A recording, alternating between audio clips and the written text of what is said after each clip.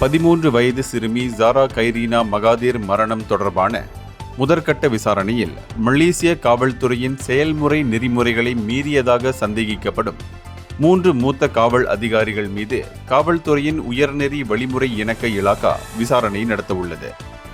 இந்த விசாரணையை மேற்கொள்வதற்காக JIPS குழு ஒன்று சபாவுக்கு செல்லும்.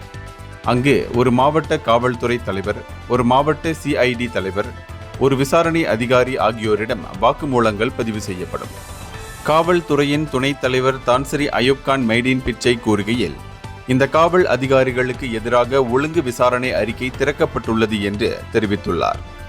விசாரணை முடிவில் செயல்முறை நெறிமுறைகளை மீறியது உறுதி செய்யப்பட்டால் உரிய நடவடிக்கை எடுக்கப்படும். இருப்பினும் சம்பந்தப்பட்ட அதிகாரிகள் தற்போது தொடர்ந்து தங்கள் கடமைகளை செய்து வருவார்கள் என்று அவர் மேலும் கூறினார். கடந்த ஜூலை 16ஆம் தேதி சபா பாப்பார் பகுதியில் உள்ள தனது பள்ளியின் விடுதிக்கு அருகில் மயக்கமடைந்த நிலையில் சிறுமி ஜாரா கண்டெடுக்கப்பட்டு மறுநாள் உயிரிழந்தார். அவரது மரணம் தொடர்பான முதற்கட்ட விசாரணையில் நடைமுறை மீறல்கள் இருந்ததை புக்கிட் ஆமான் சிறப்பு பணிக்குழு கண்டறிந்ததை தொடர்ந்து இந்த நடவடிக்கை எடுக்கப்பட்டுள்ளது.